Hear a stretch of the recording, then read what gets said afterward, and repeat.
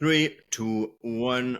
Welcome back to another episode of the Runs podcast with us, me, Gareth, and Nicky, who, I don't know if you caught him, man, for the people listening, he's on a chocolate milkshake, so he's just got back from a session. More about that next week. But, everything all right? Yeah, the best recovery fuel it is going. Chocolate milkshake. Have you seen how expensive milkshakes have got? Everything's gone expensive. But yeah, I know what you mean. But there was one for £4 in Tesco. Oh, shit. Which ones are? The Chocomel, is it? Or the more fancy one again? Different one again. They're like... Maybe it was barbells or something like that, or it was in like the fitness section, sneaking into the fitness section. Yeah. But you can't go wrong with the Delamere ones. They're like £1.49, I think. But they're in a glass bottle as well, so they're banging. Yeah, I just buy the Tesco's litre one, or like Yazoo when that's on offer as well.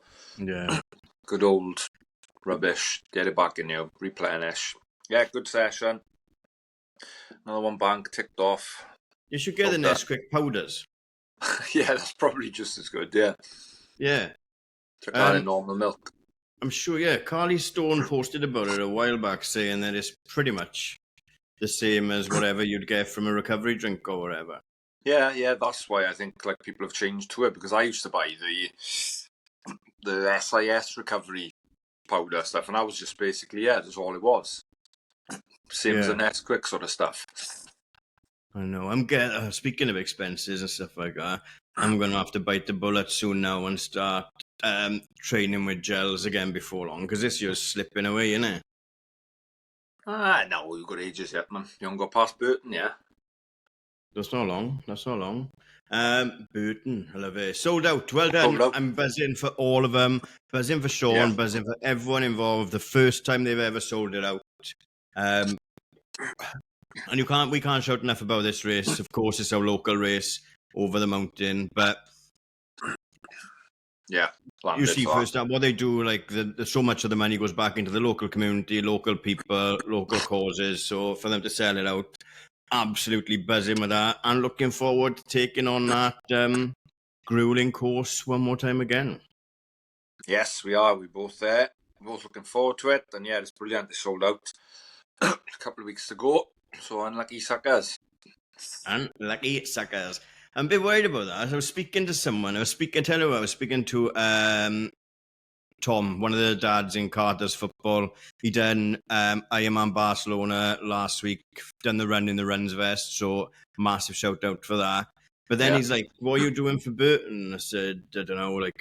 And I said, "I done Swansea in 55," and he was like, "Oh, 55 again." And then I'm like.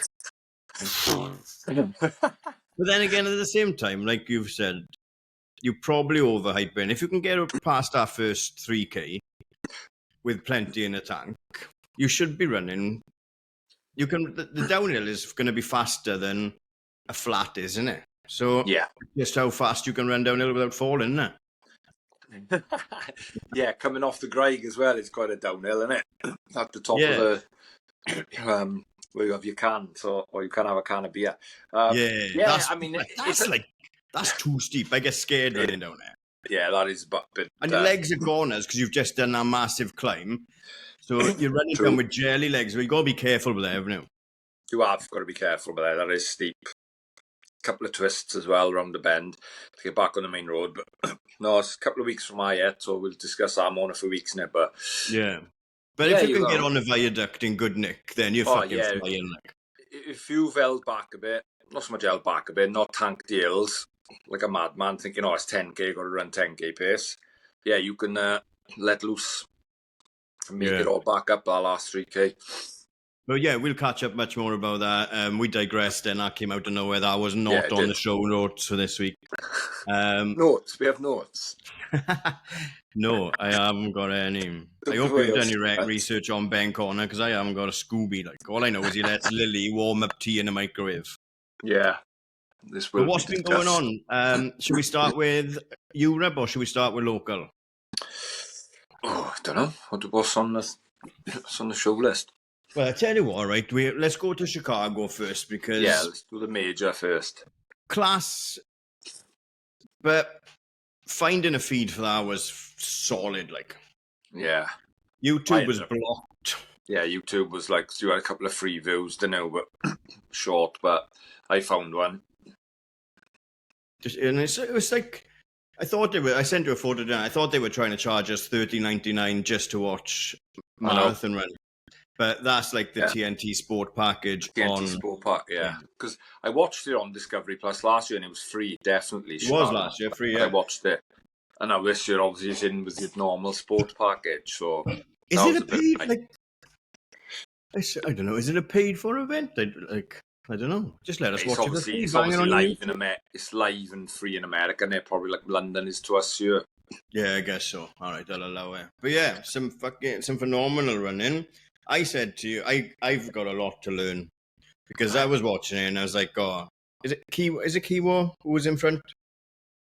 No, who was leading? Kiplimo. Kiplimo. What did Kiplimo win it? Yeah. Yeah, who was leading for a long time? Oh, John Career. Yeah, I always confuse him with that Swiss defender from Arsenal, but yeah, him. And I was like, he's won this. Yeah. He's not sweating. He's won it. He's flying. And then my feed went off, and I put it back on, and the guy in second was flying. Kiplimo had put a burst on, yeah. From about halfway, John Career made a move. I thought he's going for it because he said he was going to. That's early to make a move, is it? Yeah, I thought so. I thought it was early, like, because there was still 4 of them there. But he said he was going to have a popular world record, and that's what he did. He went for it. Yeah.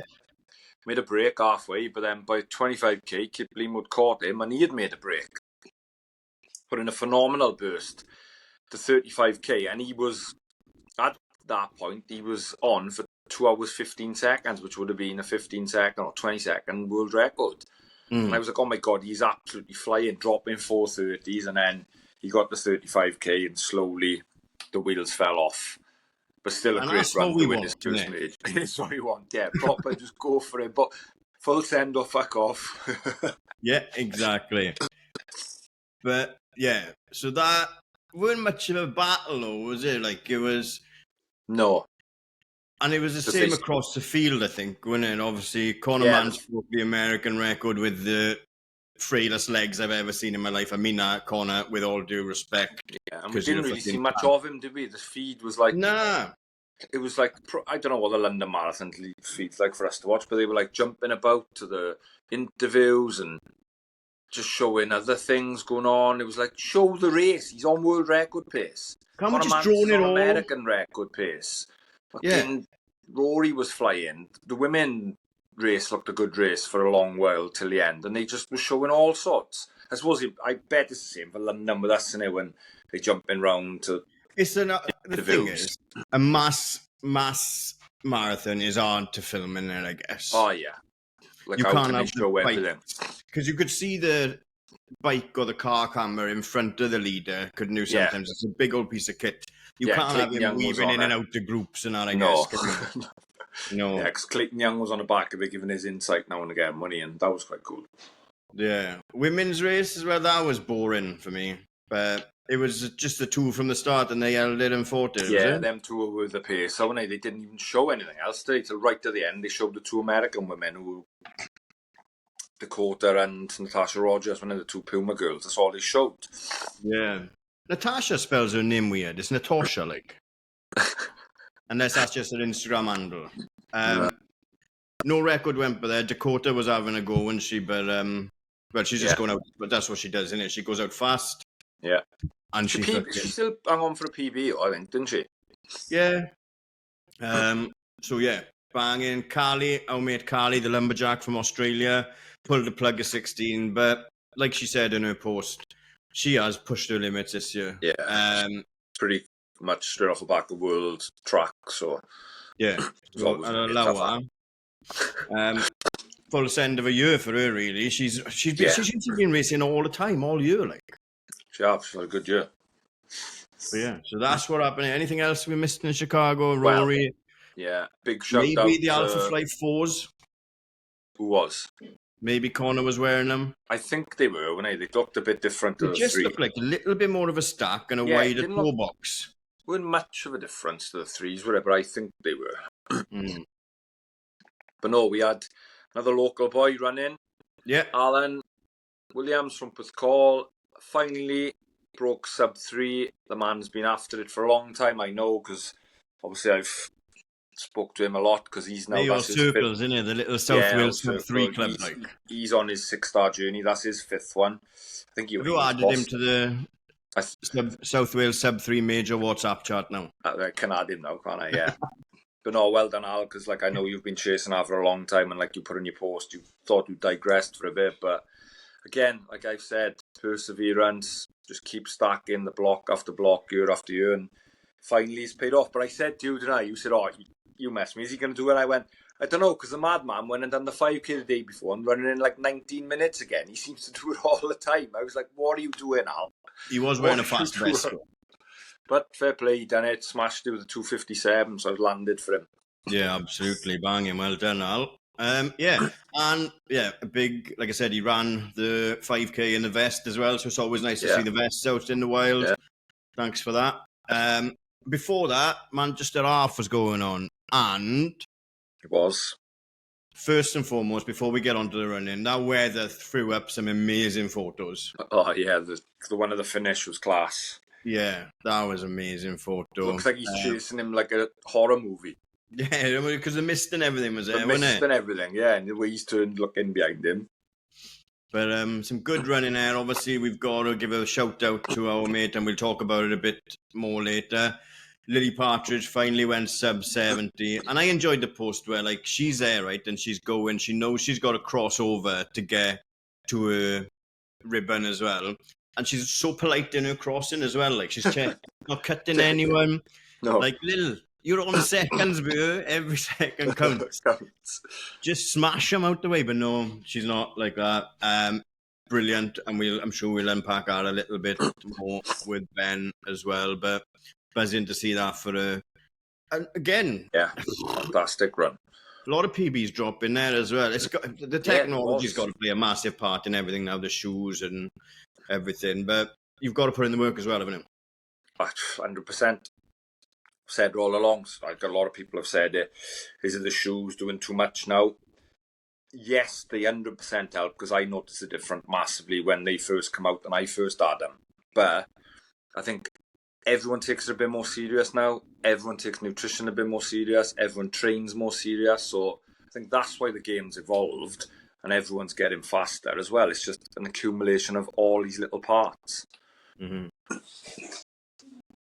Yeah, I think so. Absolutely. And like from the other end of the scale as well, I was looking last night, right? And it's 12 weeks since I announced I was running London Marathon, right? And it's 12 weeks until the end of this block. So we're in the halfway point now. And I've gone like 30 seconds faster per mile. Just from 12 weeks of hard work. Yeah, and it's not even, I could have worked harder as well. I've missed quite a few sessions here and there as well. So I need to dial that in as well. But I can also, not only that, I can run for 10 minutes comfortably under 9 minutes, which is fucking massive when you think I was probably 13 weeks ago. Yeah. Struggling with 10, 15-minute miles. Like. Yeah. Exactly. That's what it is, isn't it? Like consistency. And my Mizuno's a fuck. It's not the shoes. No, there's in hundreds of miles left in them. Yeah, plenty. I just got to lean to one side, haven't I? The thing is, I don't want anyone to think I was making fun of Mizuno. I love Mizuno. If they don't send me free pair, I'll buy another pair for London. No problem at all. Anyway, I've just had an accident with them, and it's taken a chunk out of the stack. That's all it is. It's no wear and tear or anything. The other shoe, there's miles left in like the right shoe. I've just had caught something and it's taken a chunk of the polyester or whatever it is out of the cushion. But thank God they're impossible to twist your ankle in. I'm still trying and I still can't do it like so. But I still love them. I swear by them. Like, and either out of my own money or with a gifted pair from Mizuno, they will be my shoe for London Marathon. They've just announced another shoe as well, haven't they? So keen to see that. Yeah, Alex Bell and Hannah Irwin have been testing them this week. They're in like the full white colourway as well, so they're just in for so like a prototype. Well, it looks like with that now, and the Alphas, obviously R6 are close to Puma anyway, aren't they? So it's the new round of shoes is going to be coming out now to try and compete with the Nitros, isn't it? Yeah, No, I'd the imagine. Nitros, Fast R's. Fast Stars, yeah, I'd imagine so. I think Adios Pro 4s, the Pro 5s are due around December time. Yeah, So, yeah, are they $400? Probably, mate, probably. They got a special pair, haven't they? They got that pair that just disintegrates after. Yeah, you're supposed to do like one marathon in it, yeah, like $500. They're designed for a sub-2 marathon, and if you don't do it, your foot explodes at 2:01. Yeah, they're just going to fall apart as you get 26.22 miles. Interesting, though. It's exciting times, and it's nice to see. Like, the technology is really interesting around it as well. And then that's before we even start on the half tights and the light vests and the full fucking lot. Before we get on to local as well, speaking about the tech side of it, have you seen the beef with Garmin and Strava? Have you had a look into that? See what's been going on? I've looked into it. I've seen a few posts about it, so I don't really know what it is. I guess it's to do with like just that is it, or I don't know. I haven't looked at it because I'm not with Garmin.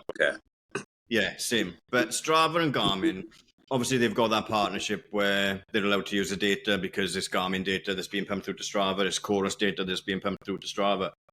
But then in Garmin Connect, apparently they've added segments and another factor as well, which is kind of trademarked or copyrighted by Strava. So they've said, whoa, you can't do that because I guess they're worried about losing people to just use Garmin Connect. But that's a fight Strava can't win, isn't it? Because Strava haven't got a watch. So if you're going to make me pick between Garmin, apparently there's a lawsuit, like, November 1st is a deadline. I think it'll get sorted out before that because Strava can't lose all them Garmin users. No. Yeah. Especially in the period of growth they're going through with the purchase of Runner and everything at the moment. They can't afford a setback. To lose a shitload of people because I would imagine like probably 80% of the maybe more users are probably our Garmin, isn't it? But Chorus, no beef with Chorus. So if you want to stay with Strava and Garmin are not going to let you, use the discount code that runs on the Chorus website for absolutely zero discount. But perhaps they'll think, why are so many people saying the runs in their orders? And will send us a watch. And then they will finally send us something. So that's all been going on. And cross-country season has started back as well. Now, that's your forte. I know we spoke to a couple of the boys about a Muddy Margan Park. A Muddy Margan Park. I think it was 9K. Looked, why is it 9K? It's just a random, 3 loops in it. I don't know. Like this week's in Pembrey is 8K. No, I don't know. 8 and a bit K, I don't know. But down in Margam, the first of the Gwent League it was, when I wasn't able to get there, but I think a couple from Phoenix were down there, and it was hundreds there, wasn't it? Hundreds, and looked like a busy, fast field. Yeah. Darky said Park Bryn Bar came in hot. It looked like they had the most vests out there. Today the Lord. The girls' team was big. I seen the photo of the girls' squad, and they had a lot of girls out. Yeah. So I think a lot of the teams took it serious. And Ponty had a big group there. Swansea. I think CDF had a load. Groups. Yeah, and that's good to see because it's a wrestle at the moment, and it's an arm wrestle going on with non-club running and club running. So anything that can put a spotlight on the club running is fantastic. Yeah, on the club running, exactly. And the different types of club running as well, the different variety. But I would never do cross country. No way, no chance. That one looked like a lot of people wore spikes as well, didn't it? So even though I did see part of it, I was thinking when Darky said he was wearing spikes, like I'm sure someone Darky showed a photo of his spikes, and I thought it was a Doberman's collar. They were massive. Yeah, they need to be, but some of the fields we've got to go through down there. It's not part of it's on like the gravelly sort of trail. I suppose you could skate around the edges, which they must have done. I don't know. The concept is fantastic, and I don't mind the mud and the getting dirty. It's the fact that I haven't got the ankles for any of that, uneven grass. They're a lot. It is technical. It can be it is a totally. Just my ankle getting out of the car and nearly went over just now.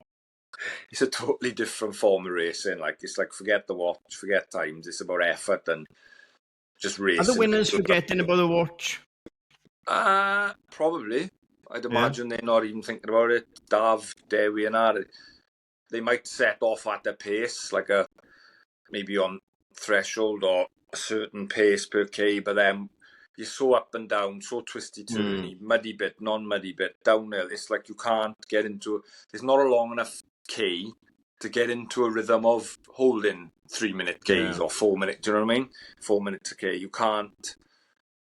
It's just all on effort, honestly. It's good. I like it because it's a leveler. Like it can level a field in a way. So that started. You see a lot of people who are shit hot at cross country, and then you think, oh, ain't they as good on the road, and vice versa. Why is that then? Just because? Don't know. They're just different races.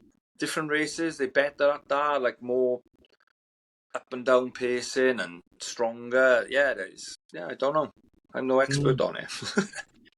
So that's been going on locally. That's what this weekend. That was about everything from local running this weekend, right? Yeah, I think so.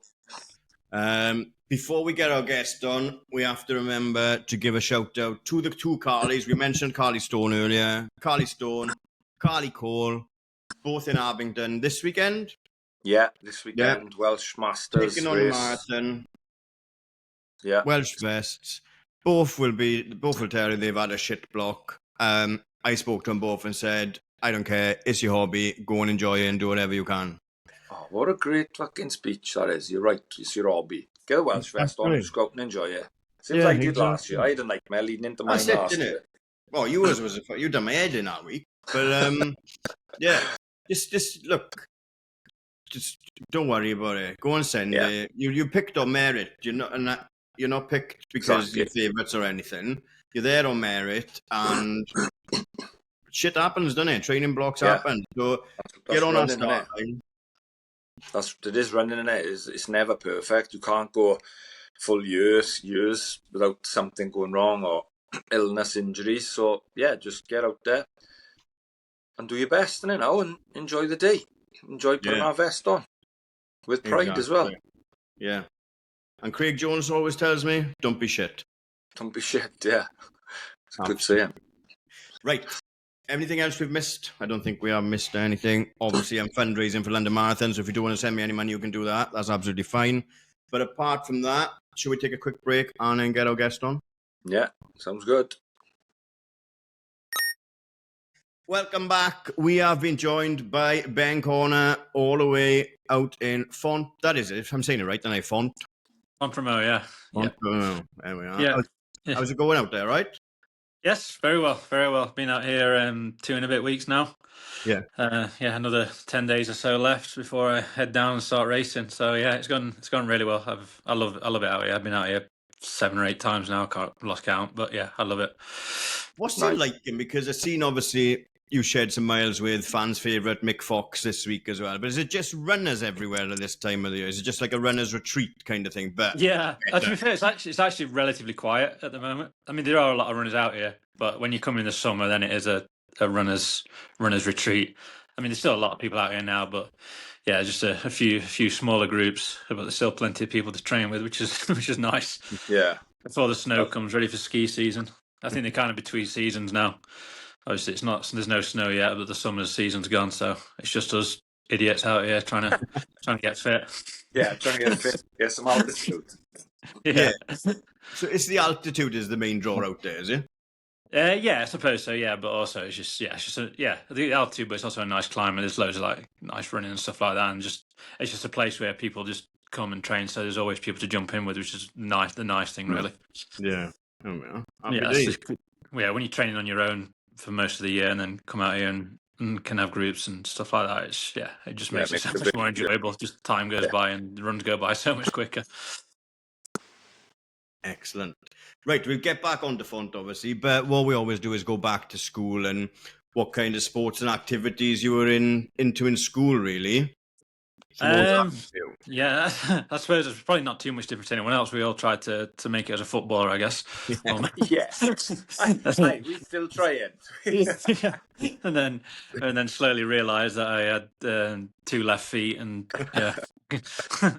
wasn't. I could get about the pitch, but I couldn't. I couldn't do much with the ball. So yeah, I suppose like most people, I tried most sports, but yeah, just football was my main thing up until I was about 14 or 15, and then I got pretty much into running at a young age, really. Probably started. I probably started before that. Probably 12 years old when I actually started running, but I was doing that alongside my football as well. Yeah. But that's quite young as well, isn't it? To be like taking it semi-serious as well. Yeah, I suppose so. Yeah, I just enjoyed it. I don't know what it was. My dad used to go to he would do like the half marathons and stuff like that. Like little local half marathons in Derby and Nottingham and whatnot. And then I'd do like the little fun runs, and I'd just find myself winning them, which was kind of nice. And that was a nice feeling because I wasn't used to winning in football. I was winning at running. So yeah, I find myself winning, and then just obviously gravitated towards that more and more as I went through secondary school and stuff. So then you had to bin football off, and then it comes a bit more serious towards and that's like an hard time to be a kid, because that's when you're like becoming just before you're a teenager and you're picking your subjects and everything as well, and then you're throwing yourself into another sport as well. Yeah, true. Yeah. I mean, I did start really young, to be honest. I was winning like under 13 boys races at nationals and stuff like that. So yeah, I just started with that really young, and then school wasn't my favourite thing in the world anyway. I was just all about the sports and the PE. It's like, school was just there, unfortunately. So I wasn't overly stressed about my subjects, put it that way. So I guess you didn't go off to university either. I did, yeah. I went to America. But again, that was more sport based on a sports scholarship rather than anything to do with my academics, to be honest. I went straight there from sixth form when I was 18. We've had mixed reviews on going to America for school. Really? It depends on the school, doesn't it, in the area? Yeah. I think obviously, even back when I was sort of getting recruited, we were like, there's a lot of people trying to talk me out of it, like, oh, you go over to the US and just burn you out, they'll run you into the ground and all this sort of stuff. But it depends on the school. It definitely does. The school I went to was great, Providence. We had Ray Tracy as the coach out there, and he was fantastic. But I can imagine there are schools you can go to that probably aren't as good as the one I went to, maybe. But I can only speak good things of America and the scholarship, the university system out there. Yeah. So when did that become, because it's quite a short period of time again, and if you start taking running serious maybe at 12, 13, then suddenly 5 years later, you're getting recruited to move across the world. And, their schooling is a little bit in front of ours. So were you going into school with people your age, or were you coming into like a different, because they seem to be a little bit further ahead, don't they, and their schooling lasts longer? Yeah. So, I can't remember. No, I went into school the same age as all the American guys, but we finished. Then we finished school at 16, and then we went to sixth form. Whereas maybe they have to go all the way through high school until 18. Maybe it might have changed now in the UK, has it? I'm not sure. I don't know. But I remember them recruiting me off my grades when I was 16. So I didn't really need to do the sixth form bit. There was just nothing to do. So I went to sixth form with all my mates. Yeah. So you knew at 16 you were going at 18 as well? Yeah, pretty much. Yeah. I knew that's what I wanted to do. So that process started at 16, 17. What did you study alongside it? Because I remember Carly Thackeray telling us she would go to like hip-hop dance minor classes and stuff in school as well, just to fill out the curriculum. Yeah, pretty much. You did get some weird classes, to be honest. Yeah, you had to fulfill all sorts of criteria. I mean, I got my degree in psychology in the end, but to be honest, if I wanted to go and do that further, I'd have to go back to school and learn it all again, basically. Just because I've got my degree, but I've had so many years out of it. But you had to fulfill a load of stuff. You had to go back and do maths and English and all sorts. It wasn't you just focus on your degree. It was a weird system when I went out there. I did find it a bit hard, but just cracked on with it, I guess, as long as I could train. Yeah. Did that like that? And then obviously you're training with a lot of international students and Americans as well. Do you think that like made a massive jump in? How fast was the jump in your development then through that? To be honest, it wasn't linear. To be honest, I went out there. My first couple of years, it wasn't great, but that was probably down to me and the lifestyle I was living. I went out there basically and just did what every other 18-year-old kid does when they go to uni, and just goes out 3 times a week and then thinks they can try and train alongside it. So yeah, I got sucked into the uni lifestyle as an 18-year-old, and then my next 2 years I did progress when I started to knuckle down and focus. So it wasn't like a linear thing of I'm going out there and then just it was smooth. It wasn't. My first 2 years I was awful, to be honest. Yeah, horrifically bad. But I suppose that's just normal life, isn't it? It's like you say, a normal 18-year-old gone to a new country. Like you want to enjoy yourself as well. So trying to be. I certainly did. Happy days. I just had all this freedom and and whatnot, and enjoyed myself a bit too much. But then I did knuckle down after that. So you finished university. Did you come straight home then, or what did you after that? I finished university. As I say, I had a couple of good years at uni where I ran quite well over the cross and stuff like that, but nothing outrageous. I wasn't winning like nationals or anything like that, but I was high enough up where I thought I could still give the running lark a go.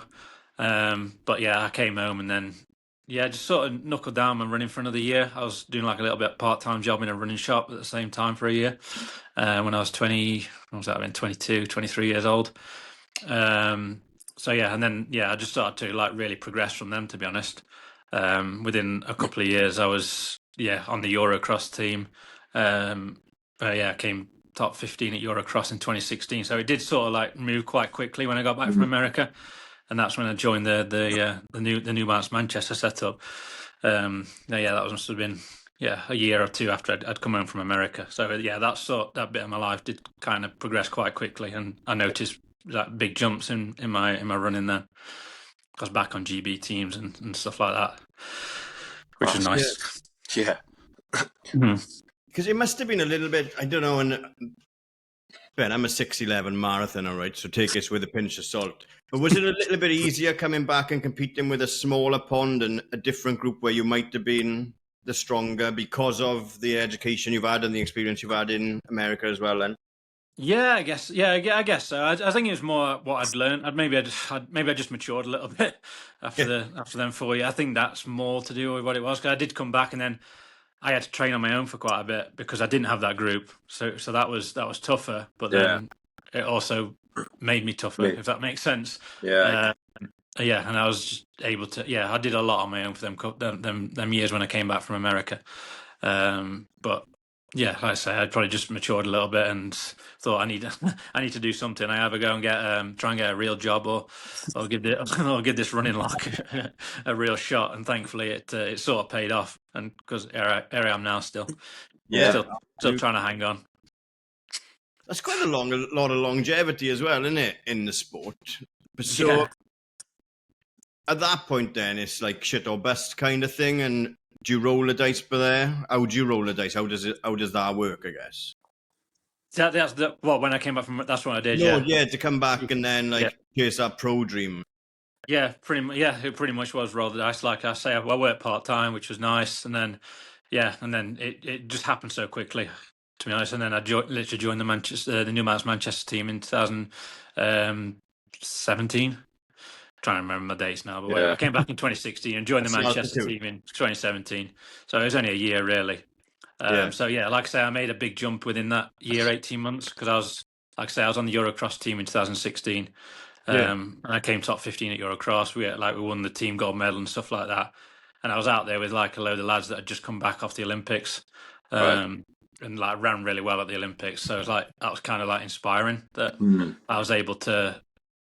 Although they were a little bit ahead of me, I was able to be on a team with them and compete with them like that.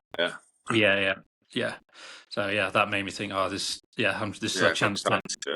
That was pretty much the kick up the arse I needed. Yeah, absolutely. Because then, does it become more of a focus on track as well, or are you still balancing both alongside it? The cross country and the track. Yeah. Yeah, road, yeah. not the track, road, I guess, isn't it? No, I didn't go. Yeah, I didn't go to the road until, and yeah, I did a couple of years on the track. Yeah. Yeah, when I joined the Manchester setup, yeah, I went to Europeans on the track and World Championships on the track over 5K. So Yeah. yeah, I had a real good few years on the track. To be honest with you, it was nice. It was yeah, it's definitely helped where I am now with like yeah, my speed and stuff like that. So yeah, it was just track in the summer and then cross country in the winter until I eventually moved to the marathon. And then COVID came right at the end of that track start, I guess, did it? 2020? Yeah, so I just when it was going, so I went to the World Champs in Doha in 2019. Yeah, and then it was COVID, wasn't it? Yeah. I went to the Eurocross at the end of 2019 as well, and then I was going to do London Marathon April 2020, but obviously it was cancelled, and then made my debut on the marathon in the loop around St. James. St. James's Park. Yeah, that's the one. Yeah. And when there was no crowd and it was nailing it down with rain. that was a fun debut. Yeah, I remember watching that. It looked brilliant. Yeah. So then that COVID start, like, did that set you back as well? But also, I guess you've had that little block of training on your own when you've come back, so it's not alien to you, that training. And were you afforded as a professional athlete and an English representative special access like the Welsh athletes were to the gyms and stuff like that? No, I don't think we really were. I don't think it wasn't. No, we couldn't get on the track. I remember trying to get on tracks and we couldn't. They were like weirdly taped off and some weird rule that you were going to catch a cold around a track. So yeah, I have no idea. Yeah. Were you just limited to the 5K a day as well? What's that? Sorry. Were you just limited to the 5K as well, the same as everyone else then? No, I don't think so. No, we could run anywhere, couldn't we? Or was that a Wales thing where you couldn't? Wales was a bit different. It was like you was only allowed out the house for an hour and that. It was all. No, I don't think we had that. No. Yeah, we could train as much as normal. We just couldn't go to the gym or go to a track. We've been hard done by there. Yeah, we are. It's crazy, wasn't it? It was crazy time. Absolute mental. Don't start Nicky off, Ben, please. No, don't start me off. Another tangent. Yeah, we had Clara on, didn't we? And she said they were like sneaking into gyms and stuff like that. They were getting access to the Welsh facilities. Yeah. Oh, really? Yeah. No, I can't remember. No, I don't go to the gym too much anyway, to be honest. I can do most of my gym work I can do at home, so that's quite nice for me. So as long as I could run, I was all right. Yeah. I was just trying to get on the track, I guess, but it's not essential. If you can get out and run, it wasn't too bad.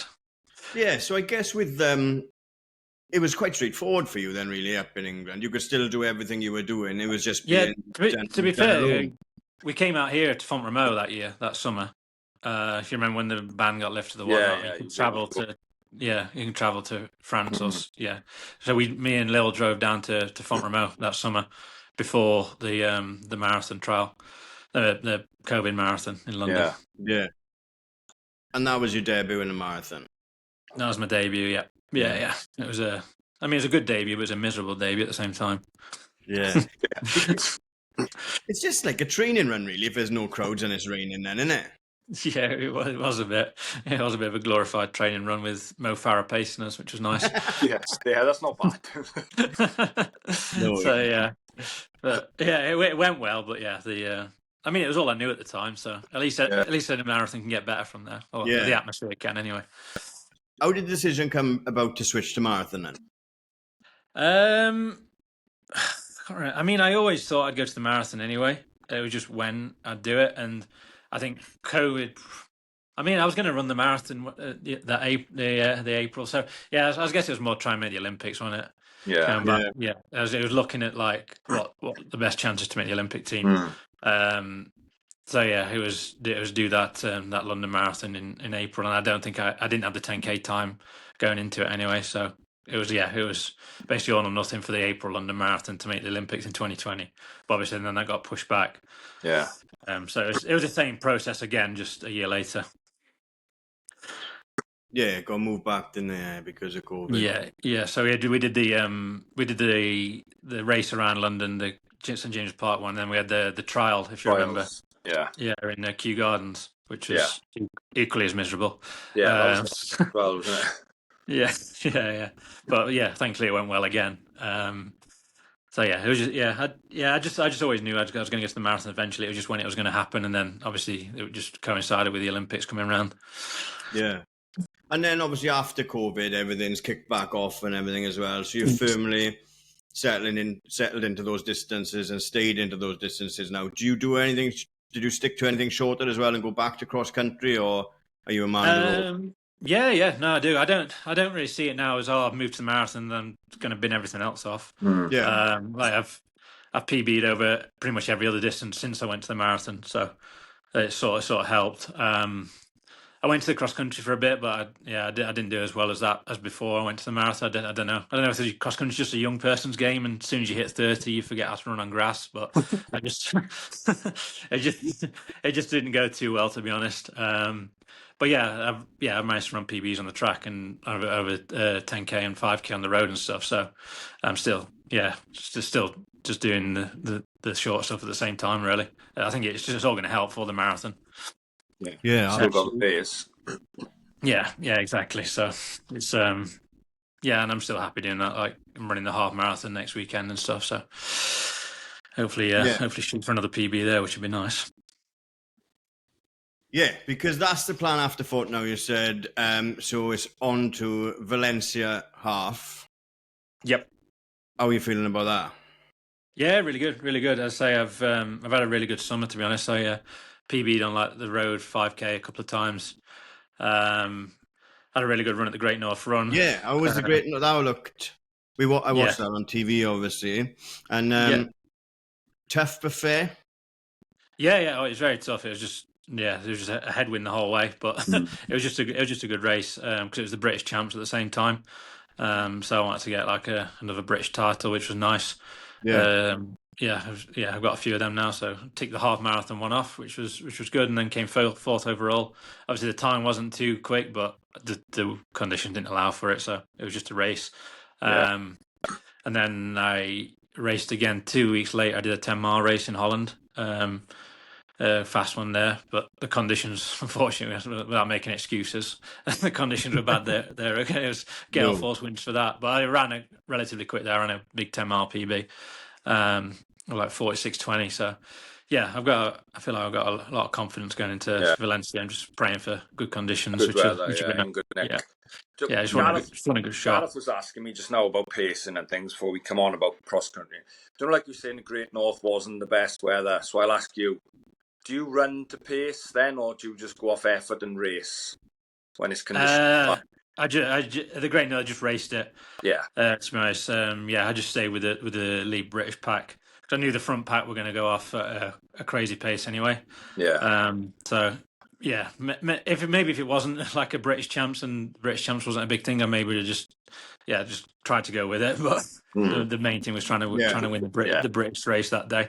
So it becomes more tactical, yeah. Yeah, pretty much. Yeah. It was me, Jake, and Mark for a while. Just all running together, and nobody wanted to take the win, so it slowed down and it picked up, and it slowed down and picked up. So, yeah, it was just a tactical race, as tactical as it can be anyway for over a half marathon. Yeah, because we were with Jake a couple of weeks before down Home Nations, weren't we? And Jake's been on, and he's a good mate now, I guess, as well. And I'm doing London next year, and he said, if I come first, Brit, you've got to go sub 4 in London. I was like, yeah, deal. So when I saw Ben Corner's name, I was like, yes. Thank God for that. Pressure's off.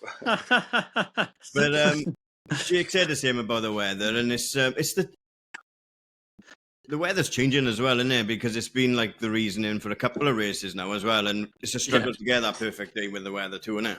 Yeah, the UK, especially for London Marathon, even most years it's quite hot now.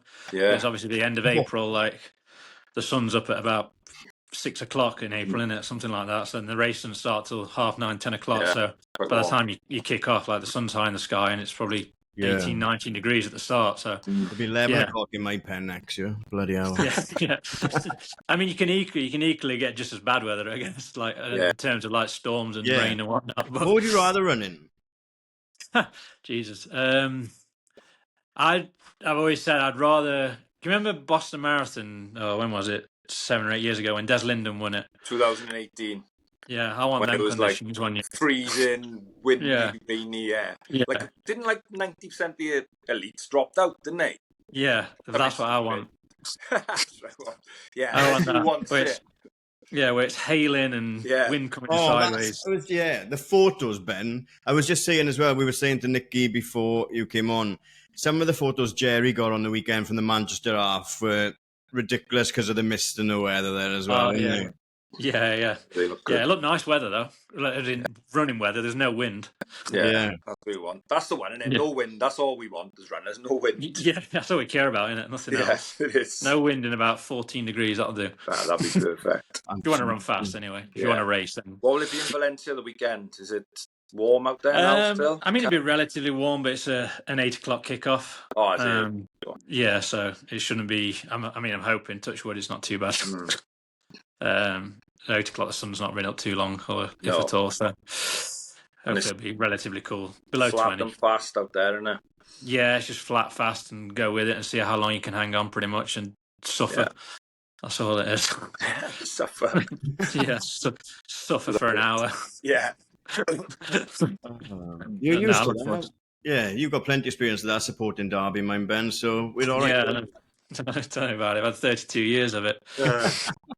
That must have been like when you had Benito Carboni and Paul Pesky-Salida, Apollo One Chop, when you were Apollo Premier One League. Chop, Georgie King-Cladsey.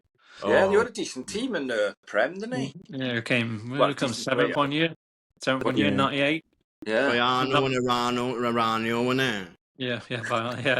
Remember we signed Ravanelli? All these guys. Sticker books. I could sit here for the next 2 hours and we could just name 90s Premier League footballers if you want. Yeah, I've still got the sticker book somewhere. I remember don't do them anymore, do they? No. They do. But kids don't stick to anything anymore, Ben, right? And I've spent... Yeah, no. My little boy has spent... We've had the sticker book for the last 2 years, and they're like £1 a pack now. They used to be 26 pence, unless you nick a full box from the newsagents when he's not looking. But and then you get like halfway through the book, and he's like, he forgets all about it. Then it's like, I've just wasted hundreds of pounds on this book. I remember 1 year, 1995, I needed Andy Myers from Chelsea to commit. Then I've got beef with him for the rest of my life, and he played for a handful of Chelsea games. I hate him because I couldn't pack his sticker. But anyway, back to Manchester. How about Lily finally breaking 70? Was you happy to see that? Yeah, a long time coming, wasn't it? She deserved it, to be fair. It's I think the half marathon's been one that's been stuck with her for a while, trying to break. That's just run well over 5K, 10K and the marathon. It's just the half marathon she's not been able to nail for a few months, for a few years, sorry. So yeah, that was great to see, especially to get the win as well. Yeah, and go well under 70. It wasn't just a little bit. No, it was nice. Close. Yeah. So it was fantastic. I knew she was. I had a feeling she'd do it, but it's always just doing it, innit? Yeah, absolutely. And you don't expect it of someone who warms tea up in the microwave either, do you? You don't expect them to be able... It's not even she warms it. She doesn't just warm it up. She warms it up and then forgets about it, and then it's there when you go to warm your porridge up 2 days later. Or just a full tea in the microwave. Just a full tea, yeah. She'll put it in and then just forget about it. So that happens regularly. Bloody hell! A couple of times a week. So She's still using her runs mug because she did make us send her one. Yeah, still got it. It's out in Spain with us now, to be fair. Oh, she's out there as well, is she? Yeah. No, she's in Spain. Yeah, I mean, yeah. Where's Font? France. Oh, of course it is. It sounds so French. Yeah, she's further south than me. And are you meeting her in Valencia? Yeah. So I'm driving down. She'll be driving up from where the place is in Spain. So it'll be nice to meet her there, and then I'll go back to Spain as well and do the rest of my build there. Oh, lovely. In the sun, ready for the marathon. Because I imagine the British weather will be hitting come November. Oh yes, no doubt. Oh, it's already dark and gloomy now. Yeah, that's the worst bit. Trying to get out for a double at 4 o'clock and it's still hot. Oh, nice. It's better than this.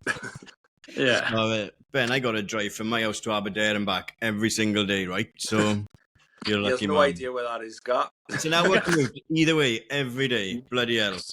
But Hey, that's why I'm running 6:11 marathons and you're not, innit? Yeah. Trying.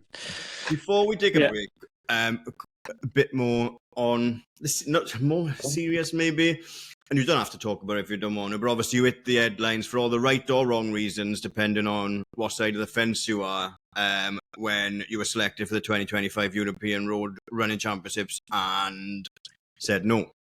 Yeah, yeah, pretty much. Happy to talk about that one? Yeah. I mean, yeah, I think I pretty much said what I needed to say in the post put out there. It was just, yeah, it's just an odd way of like selecting a team that you. I just like I said, I just didn't agree with having to fund a GB trip that. No.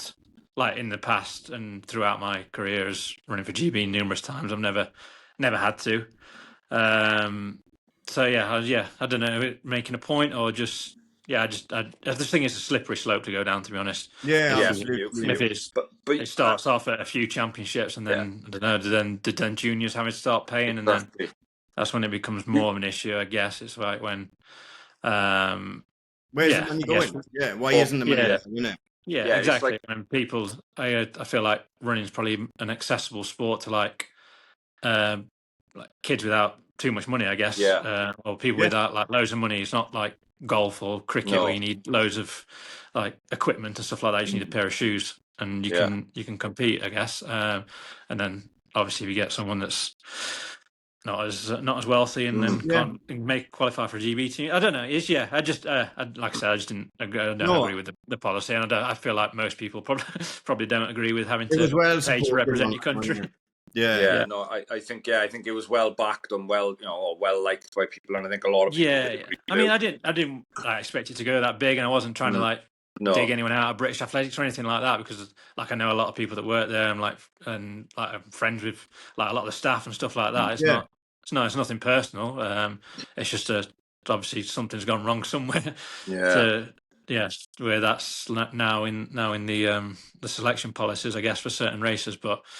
Who knows? Hopefully it goes back to the way it was, I guess, at some point. Because if you're selected for GB to represent your country at the championships, you should never have to fund that or pay for that. That should be part of the being selected, and this covered. And other teams, like other members of the team in the more glamorous sports, are probably getting it paid as well.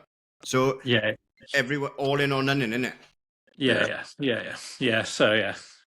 Yeah, like I say, I feel like I say what I needed to say. I didn't expect it to go as big as I did, but it's one of those things. And like I say, I'm not. Yeah, I was nothing personal against anyone there or anything like that. I was just making a point that I didn't really agree with it. So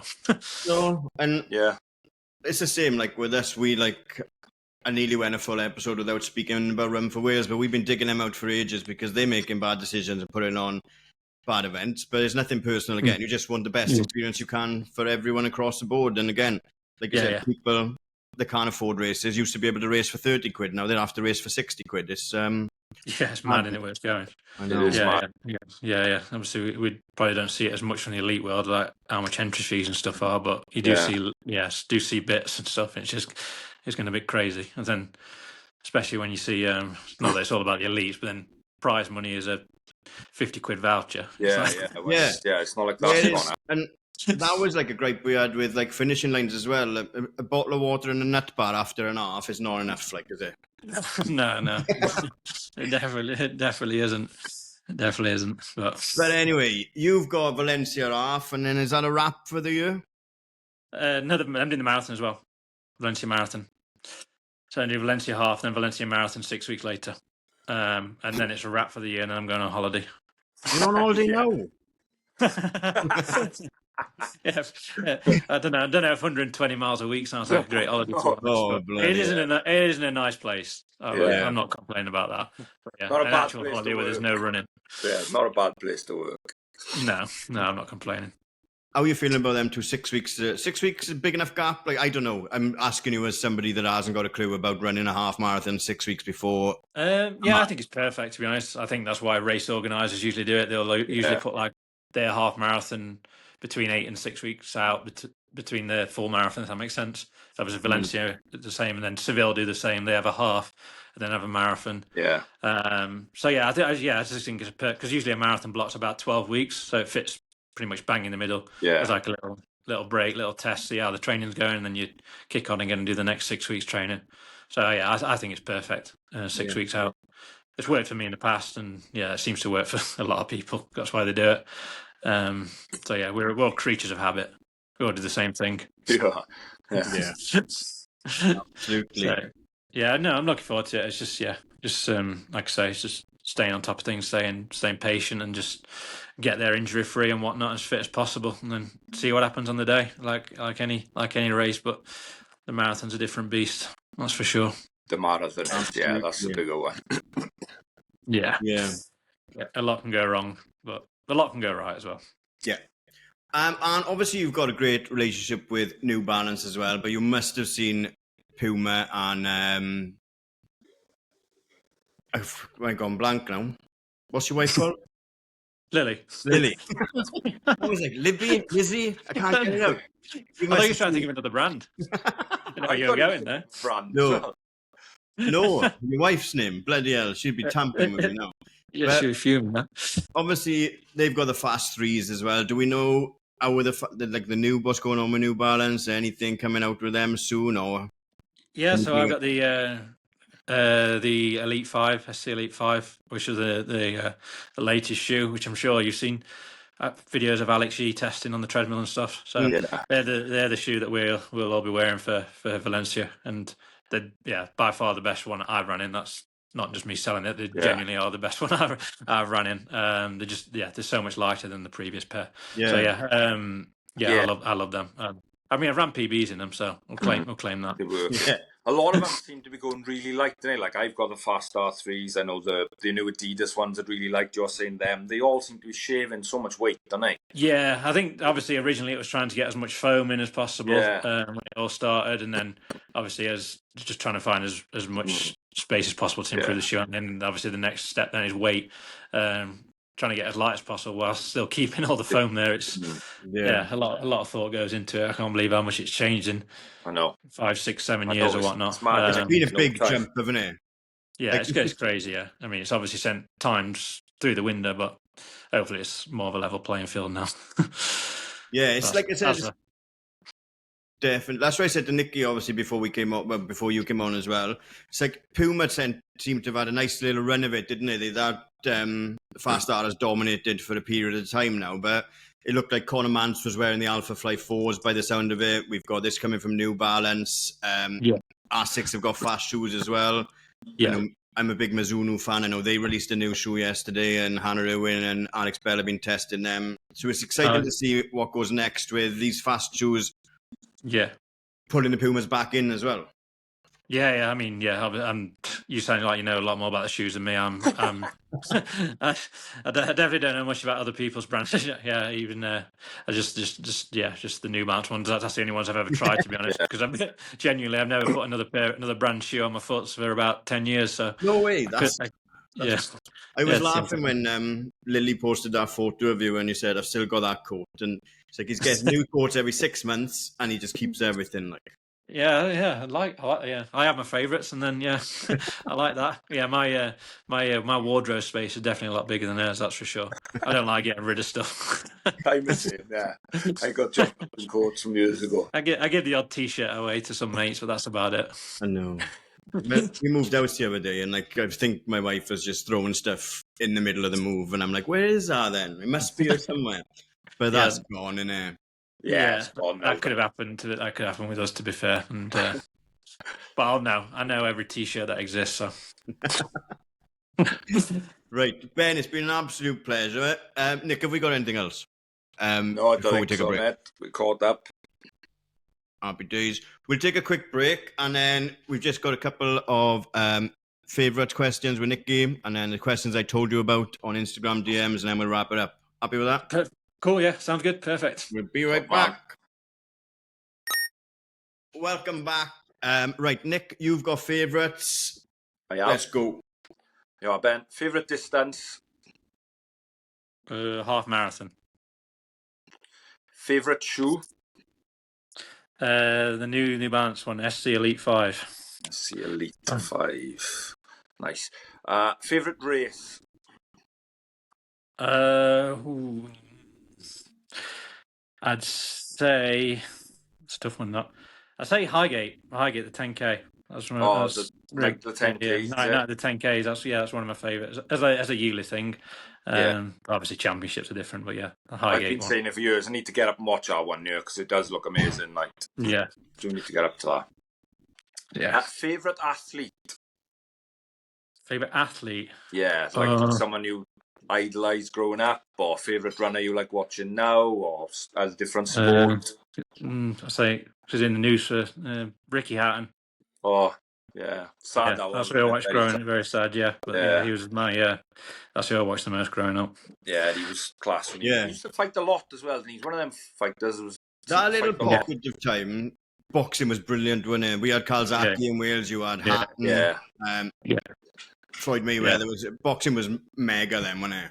Yeah, I remember staying up all night to watch that Hatton Mayweather fight. It was the Vegas one, And last one, bucket list race. Ooh, New York Marathon. I've done it. It's solid.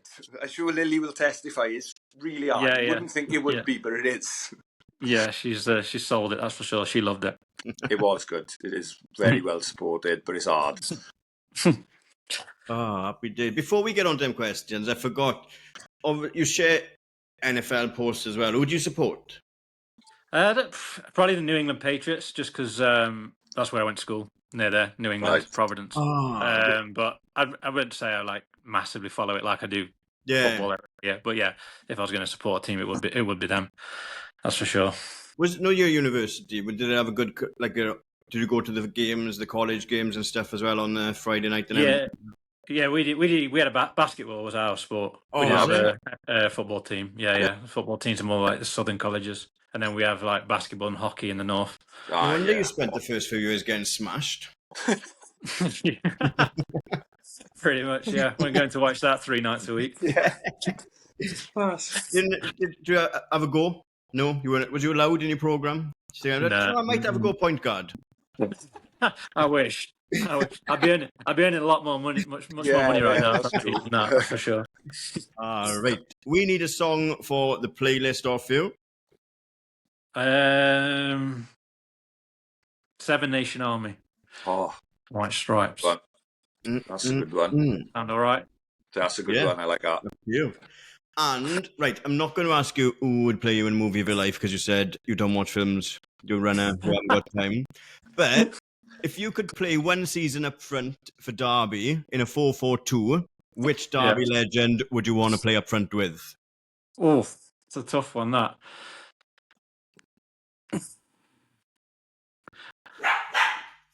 More my time, I go Chrissy Martin.